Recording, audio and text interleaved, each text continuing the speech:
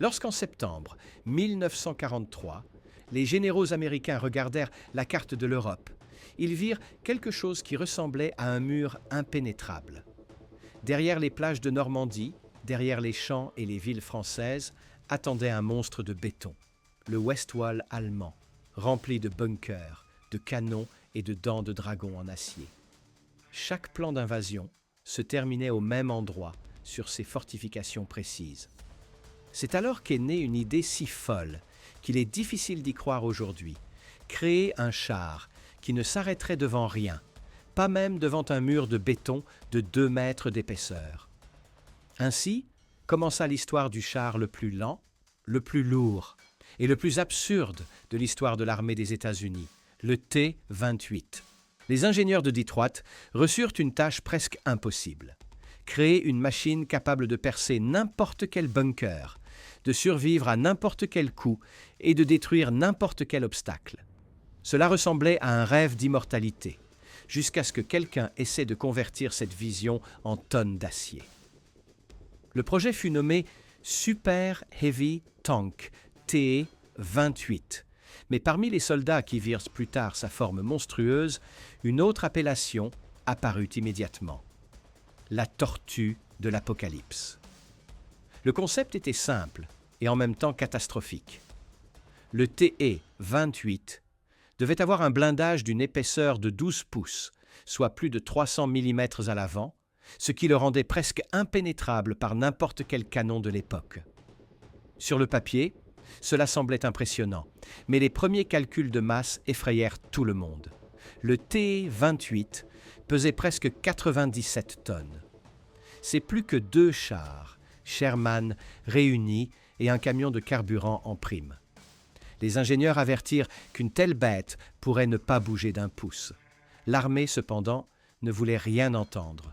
Ils avaient besoin d'un miracle, pas de raison. Les premiers dessins rappelaient quelque chose entre une forteresse et une locomotive. Au lieu d'une tourelle, un énorme bloc d'acier immobile avec un canon de calibre 105 mm monté dans la coque comme dans les casemates d'un château médiéval. Les soldats devaient tirer avec, comme avec une artillerie mobile, et non comme avec un char. L'idée semblait archaïque déjà à l'époque, mais en temps de guerre, tout rêve d'indestructibilité paraissait attrayant. Les officiers tissèrent des visions où le T-28 menait l'attaque, ignorant les canons allemands, perçant le béton et entrant à travers les ruines des bunkers comme un bélier d'acier. À mesure que les premiers modèles voyaient le jour, la réalité commençait cependant à ressembler à une caricature. Il s'avéra que le monstre avait besoin non seulement d'une énorme quantité de carburant, mais aussi de ponts spéciaux, car aucun pont ordinaire n'était capable de supporter son poids. Les routes sur lesquelles il devait se déplacer craquaient sous lui comme de la glace fine. Pour résoudre le problème de la pression au sol, les concepteurs inventèrent quelque chose d'exceptionnellement bizarre. Le TE-28 avait des chenilles doubles de chaque côté. En théorie, cela devait répartir le poids. En pratique, cela ressemblait à ce que quelqu'un aurait fait en attachant un deuxième char au premier. Et bien que les documents parlassent d'une solution innovante, les soldats regardèrent cette création avec un mélange de peur et d'amusement. La plus grande absurdité était cependant que toute cette machine devait être propulsée par un moteur du T-26, qui n'avait que 500 chevaux. C'est plus ou moins autant que dans une voiture de sport de luxe, sauf qu'au lieu de 2 tonnes, il devait en tirer presque 100. Lorsqu'un des officiers demanda à l'ingénieur à quelle vitesse pourrait rouler ce monstre d'acier, la réponse resta gravée dans toutes les mémoires, si lentement qu'on peut marcher à côté et fumer une cigarette. Les tests le confirmèrent douloureusement. La vitesse maximale était de 12 km par heure et celle recommandée de 11. Si la tortue de la fable du lièvre et de la tortue avait participé à cette course, elle aurait gagné sans problème. Malgré tout, les travaux continuèrent. Les usines de Pacific Car and Foundry soudèrent de nouvelles pièces. General Steel Castings livrait des moulages de blindage monstrueux. Et l'armée croyait toujours que le T-28 arriverait à temps sur le front pour briser le mur allemand. Mais le temps passait, et l'Europe changeait plus vite que l'Amérique n'était capable de souder l'acier. Lorsque la première coque fut prête en juin 1945, la guerre se terminait pratiquement. Le Japon combattait encore, mais le calme régnait en Europe. Lorsque ce colosse fut enfin transporté en décembre à Aberdeen Proving Ground, au lieu du front, les commandants ne purent que hausser les épaules. Leur arme miraculeuse n'avait plus personne à attaquer. Un des soldats qui fut témoin de l'arrivée du T-28 raconta plus tard « Quand nous l'avons vu, nous ne savions pas si nous devions prier ou rire. Il ressemblait à une forteresse, mais se déplaçait comme un tracteur dans la boue. Et en effet, quand le T-28 entrait sur le polygone d'essai, la terre tremblait, non pas à cause de sa puissance, mais de l'effort avec lequel il tentait de bouger. Il avait besoin de 2 minutes entières pour accélérer à la vitesse d'un vélo.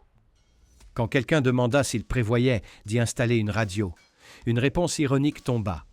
Pourquoi faire ? Avant qu'il n'arrive à la ligne de front, la guerre se terminera d'elle-même. À ce moment, le T-28 commença à se transformer d'un projet fier en objet de plaisanterie. Les journaux militaires écrivaient avec enthousiasme sur le char indestructible, mais des blagues circulaient déjà parmi les soldats. Les uns affirmaient que si le T-28 entrait un jour en Europe, ce serait uniquement pour bloquer les routes. D'autres plaisantaient en disant que ce n'était pas un char, mais un bunker mobile, qui avait oublié qu'il devait rester sur place. Dans un sens, ils avaient raison. Personne ne savait comment l'utiliser correctement. La guerre a créé beaucoup de machines étranges, mais le T-28 était unique.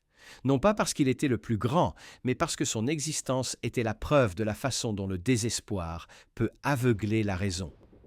À ce moment-là, personne ne savait encore que son histoire ne faisait que commencer, et qu'au lieu d'être un symbole de puissance, il deviendrait l'un des chapitres les plus absurdes de l'histoire de l'armement américain. Lorsque la première coque du T-28 quitta enfin le hall de production à Seattle, les ingénieurs comprirent que leur œuvre ne ressemblait à aucun véhicule de combat connu. Elle n'avait pas de tourelle, sa silhouette était basse et allongée, et le blindage à l'avant ressemblait à un mur de bunker. Ce qui, dans les hypothèses, devait être un outil moderne pour percer les lignes de défense, commençait à ressembler à une expérience qui avait échappé à tout contrôle. La coulevrine d'acier était si lourde que le transport même de ces fragments nécessitait l'utilisation de wagons de chemin de fer spéciaux et de grues qui ne transportaient jusqu'alors que des éléments de pont. Les premiers problèmes apparurent avant même l'assemblage de l'ensemble. Lorsque les techniciens essayèrent d'ajuster les énormes moulages de blindage, ils découvrirent que leur tolérance était minime. Il suffisait d'un demi-millimètre d'erreur pour que la structure se bloque. Les travaux de soudure durèrent des semaines. Chaque étape suivante ressemblait à une opération chirurgicale sur un géant d'acier. Quand enfin ils réussirent à fermer la coque, tout le monde resta silencieux. Le monstre pesait plus de 90 tonnes avant même que le moteur ne soit monté. Malgré cela, en août 1945, le T-28 était prêt pour les essais. Le transport vers le polygone d'Aberdeen devint une entreprise logistique à part entière. Un ensemble spécial de remorques et de tracteurs fut nécessaire pour transporter le char depuis les usines de Pacific Car and Foundry. Les routes dans l'État de Washington n'étaient pas préparées à un tel poids. L'asphalte fléchissait sous le colosse, et sur les ponts, les soldats posèrent des plaques d'acier supplémentaires pour éviter la catastrophe. Lors d'un des passages, un pont sur une petite rivière trembla si fort qu'on ordonna au conducteur de descendre et de marcher à pied avant que le véhicule ne roule prudemment de l'autre côté. Quand le colosse arriva enfin à Aberdeen, personne ne savait comment le décharger. Les rampes ordinaires ne supportaient pas le poids. On construisit donc une structure provisoire avec d'épaisses poutres et des supports en fer. Les officiers observaient toute l'opération avec inquiétude. Une seule erreur pouvait se terminer en catastrophe. Quand le T-28 descendit sur le sol, ses chenilles s'enfoncèrent dans la terre comme des ancres. La machine ne s'arrêta pas seulement, elle s'incrusta dans le sol. Le premier démarrage du moteur fut un spectacle qui ressemblait plus à une tentative de réanimation qu'au départ d'un véhicule de combat. Les mécaniciens luttaient contre l'étouffement du moteur et des problèmes avec le système électrique. Quand enfin l'unité motrice rugit, une épaisse fumée remplit tout le polygone. Après quelques minutes, le TE-28 bougea, très lentement, avec peine, comme si chaque tour de chenille lui coûtait un effort. Les soldats qui observèrent les tests commencèrent à rire en coin. L'un d'eux aurait dit « Ce n'est pas un char, c'est un escargot d'acier ». Sur l'asphalte, le char atteignait une vitesse de seulement 12 km par heure. Sur le gravier, encore moins. Lorsqu'on le testa sur une courte distance, les ingénieurs calculèrent qu'avec une consommation de 6 gallons de carburant pour chaque mille, le T-28 brûlait plus qu'un bombardier B-17 lors d'un vol de combat. Dans les rapports militaires, on commença à écrire à propos d'une consommation de carburant extrême et d'une mobilité insuffisante. C'était une forme polie pour qualifier l'échec. Un problème encore plus grand s'avéra être le maniement du véhicule. L'équipage comptait 4 hommes, mais l'accès à l'intérieur était si inconfortable qu'il nécessitait une agilité acrobatique. Le conducteur était assis dans un compartiment étroit, presque sans visibilité. Le commandant et le chargeur n'étaient guère mieux lotis. Ils étaient entourés en permanence d'un épais acier qui chauffait au soleil comme un four. Après quelques dizaines de minutes de travail, une chaleur dépassant les 40 degrés régnait à l'intérieur.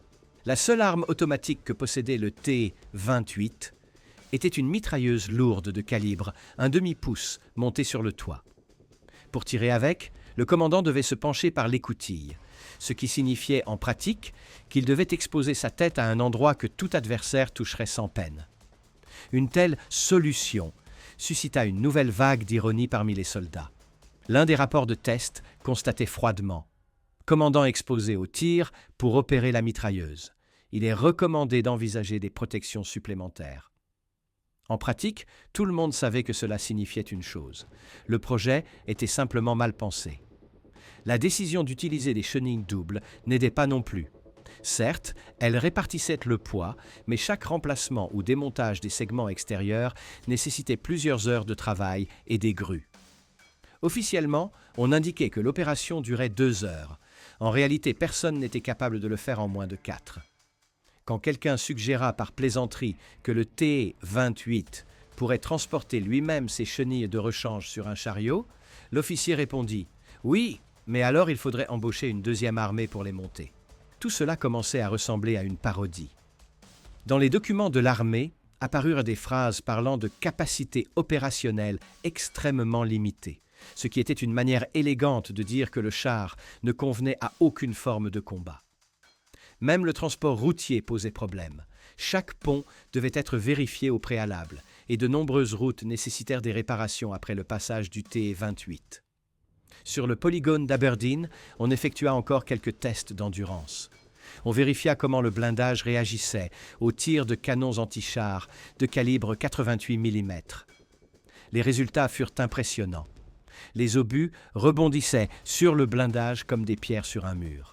Cependant, personne ne parvenait à trouver du sens à un char qui était résistant à tout, mais qui n'était pas capable d'atteindre le champ de bataille par lui-même. Quand en janvier 1946, le deuxième exemplaire du T-28 fut livré à Fort Knox, les militaires réalisèrent qu'ils avaient créé une machine sans but. Les bunkers allemands, pour lesquels il avait été créé, gisaient depuis longtemps en ruine. La guerre était finie, et la tortue de l'Apocalypse commençait à peine sa lente errance. Quand la Seconde Guerre mondiale prit fin, le T-28 se trouvait toujours en phase d'essai. Lorsque sa silhouette monstrueuse apparut pour la première fois sur le polygone de Fort Knox, les généraux avaient déjà un nouveau problème. Non pas comment l'utiliser, mais quoi en faire tout court. Les bunkers allemands, pour lesquels il avait été créé, s'étaient depuis longtemps transformés en ruines. Face à la paix, cette machine d'acier, construite dans l'idée de percer les lignes de front, ressemblait à un relique d'une époque révolue. Au début, on essaya de faire semblant que le T-28 avait encore du sens. Les rapports officiels parlaient d'un programme de test expérimental qui devait évaluer son potentiel dans des actions offensives. En pratique, il s'agissait seulement de justifier les millions de dollars dépensés. Sur les polygones, on installait des obstacles en béton, simulant les fortifications allemandes. le puissant canon de calibre 105 mm devait démontrer sa force en perçant des murs d'1 mètre. Les résultats étaient impressionnants. Le béton craquait et les obus déchiquetaient les obstacles. Cependant, après chaque tir, le char devait attendre quelques minutes que les vibrations cessent. La structure elle-même n'était pas adaptée à un feu fréquent. Trop lourde, trop rigide, trop lente. Le plus grand problème restait la mobilité. Lors des tests à Aberdeen, le TE-28 parcourut au total environ 870 km, dont plus de 400 sur du gravier. En théorie, cela devait prouver son endurance. En réalité, cela montra seulement à quel point il était difficile de maintenir cette machine en mouvement. Pour parcourir cette distance, il eut besoin de plus de 100 heures de conduite et consomma presque 13 000 litres de carburant. Les mécaniciens plaisantaient en disant que le TE-28 ne roule pas à l'essence, mais qu'il la boit. Chaque tentative de sortie se terminait par une série de pannes. Moteur en surchauffe, éléments de suspension qui cassent, rouleau tendeur usé, la liste des problèmes s'allongeait à chaque kilomètre. Il arrivait souvent que pendant la conduite, des fragments de protection se détachent ou que des boulons desserrés tombent par terre. Les ingénieurs disaient, mi-figue, mi-raisin, que le TE-28 laisse derrière lui une trace de larmes d'acier. Même la plus petite réparation nécessitait des grues et un équipement spécialisé et chaque jour de test coûtait une fortune. À mesure que les rapports arrivaient à l'état-major, il devenait clair que le TE-28 n'avait aucun avenir dans une armée moderne. La guerre avait montré que la mobilité et la vitesse sont plus importantes que le blindage. Pendant ce temps, le TE-28, avec sa vitesse de 11 km/h et son énorme consommation de carburant, ne pouvait suivre aucune unité blindée. Lorsqu'on analysa la possibilité de l'utiliser dans une guerre potentielle avec l'Union soviétique, les officiers renoncèrent après quelques jours de calcul. Ce char n'était pas capable de franchir la plupart des ponts européens, et le transport ferroviaire nécessitait le démontage des chenilles extérieures. Entre-temps, des controverses commencèrent à apparaître autour de son nom. Certains officiers affirmaient que le T-28 était en réalité un canon automoteur et non un char, puisqu'il n'avait pas de tourelle. En mars 1946, il fut officiellement rebaptisé Gun Motor Carriage T-95. À peine quelques mois plus tard, après de nouvelles consultations, on revint cependant au nom initial, char super lourd T-28. Ce changement n'avait aucune importance pratique, mais était une confirmation symbolique du chaos qui régnait autour du projet. Lors d'un test sur un terrain inégal, le char s'embourba si profondément que son plancher toucha la terre. Il fallut 2 bulldozers pour le sortir et toute l'opération dura plus de 6 heures. Quand enfin on réussit à l'extraire, un des soldats commenta « Nous n'avons pas à nous inquiéter que l'ennemi le détruise. Il suffit qu'il pleuve. » Cette phrase circula ensuite dans les unités, comme une blague qui résumait le mieux l'essence de ce projet. Dans les mois suivants, on essaya encore d'utiliser le TE-28 pour des tests d'ingénierie. On vérifiait quelle charge pouvait supporter les ponts et les rampes de transport. Ce fut le seul cas où le monstre fut effectivement utile comme poids mobile pour des expériences. Dans les rapports apparaissèrent des mentions disant que sa masse fournissait des données de construction précieuses. En pratique, cela signifiait qu'au lieu de combattre, le T-28 était devenu un outil de mesure. À Fort Knox, on mena également des essais de tir visant à évaluer l'efficacité du canon et du blindage dans différentes conditions. Les résultats confirmèrent à nouveau une chose: puissance de feu impressionnante, mobilité tragique. Les commandants, qui 1 an plus tôt parlaient encore de révolution d'acier, se taisaient maintenant. L'armée commençait à manquer d'arguments pour maintenir ce projet plus longtemps. Au début de 1947, la décision tomba de transférer le 2e exemplaire du T-28 en Arizona à la base de Yuma. Il devait y servir pour des tests de ponts et de structures flottantes. Le transport lui-même fut un défi. À chaque arrêt, il fallait vérifier les fixations et placer des plaques d'acier pour que le colosse ne s'effondre pas dans le sol. Dans le climat désertique, le TE-28 s'en sortait encore plus mal. Son refroidissement n'était pas adapté aux hautes températures.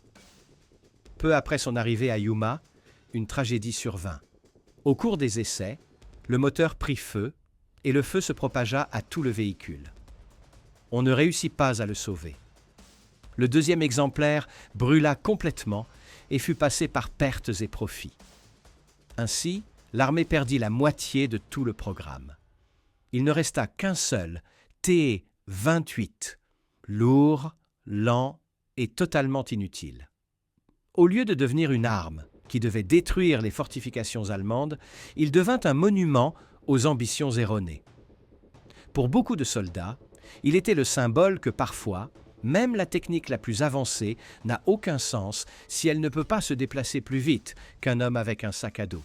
Après l'incendie du deuxième exemplaire en Arizona, le sort du programme TE-28 était en principe scellé. Les rapports techniques indiquaient clairement que le projet n'avait plus aucune valeur combative et que son maintien absorbait des ressources dont l'armée avait besoin ailleurs. Cependant, dans le monde des procédures militaires, rien ne disparaît tout de suite. Avant que quiconque n'ose fermer officiellement le projet, on décida d'utiliser le char restant à des fins expérimentales. C'est ainsi que le premier exemplaire du T-28 devint un objet d'expérience dans des tests de charge. Les ingénieurs d'Aberdeen et de Fort Knox l'utilisaient pour vérifier la capacité de charge des nouveaux ponts, des rampes de débarquement et des structures de transport.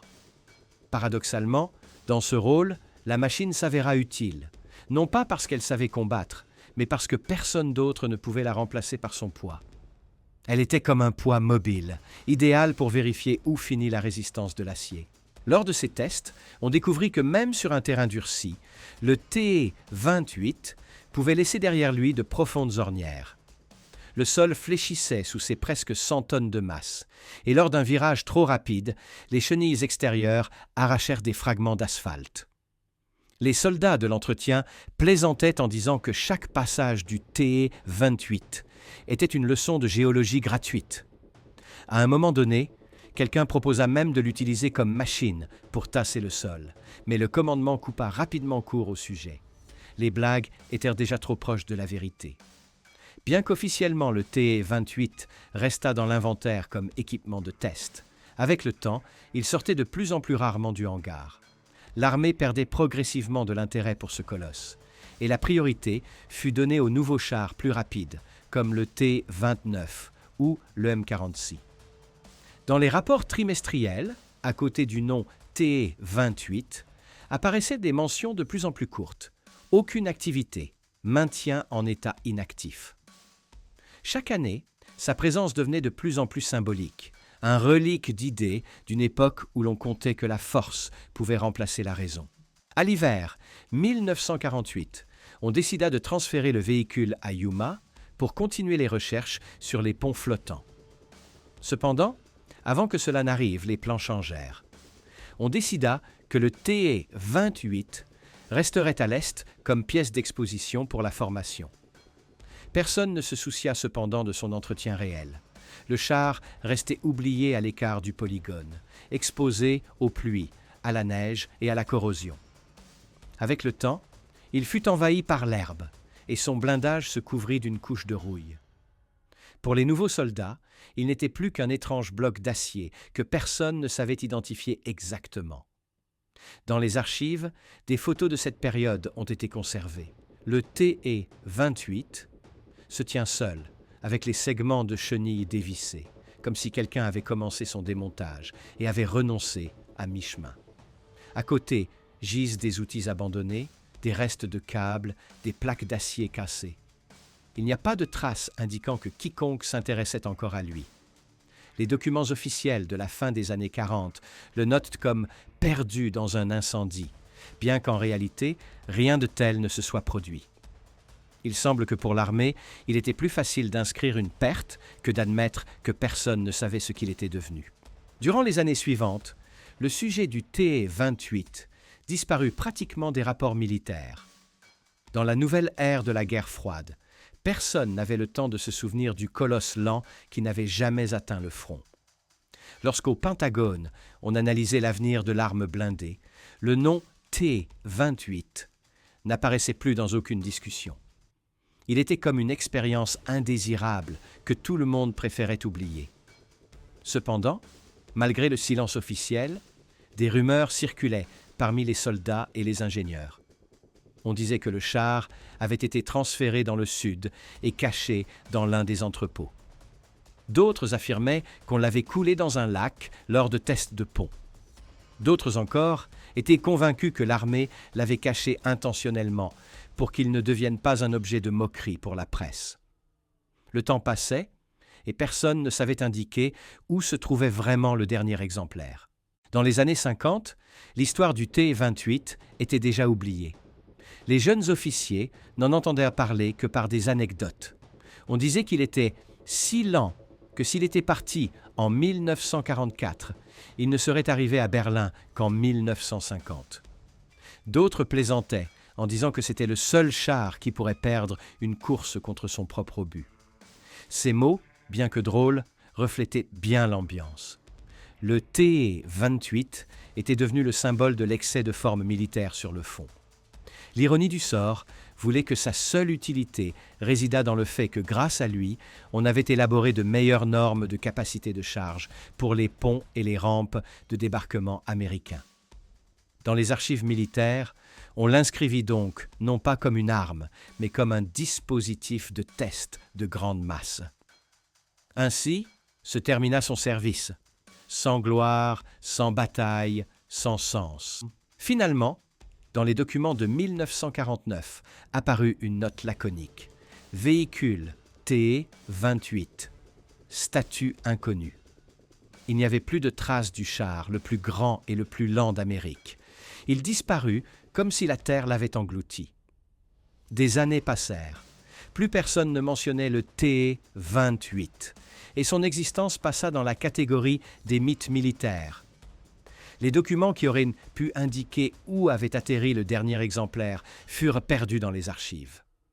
Pour l'armée, c'était un chapitre clos, un projet qu'il valait mieux ne pas rappeler.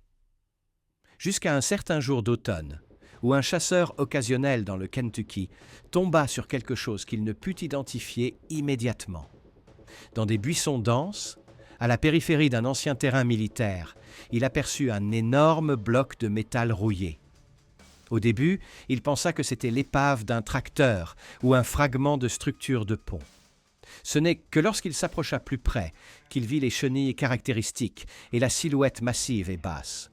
À l'avant, sous la couche de rouille, l'inscription estampée était toujours visible. T-28. Le char, qui avait officiellement cessé d'exister plus de 2 décennies plus tôt, gisait devant lui dans les broussailles, abandonné et oublié. La nouvelle de la découverte parvint rapidement aux autorités militaires. Au début, personne ne voulait croire que c'était vraiment lui. Ce n'est qu'après des inspections minutieuses que l'authenticité de la machine fut confirmée. Comment il s'est retrouvé à cet endroit? Cela reste un mystère à ce jour. Peut-être y a-t-il été transporté depuis Fort Knox après la fin des tests et simplement abandonné quand les fonds manquaient pour son entretien. Quelle que soit la cause, au fil des ans, la nature l'avait complètement repris. Les racines des arbres poussaient dans les chenilles, la mousse couvrait le blindage et de petits animaux habitaient à l'intérieur.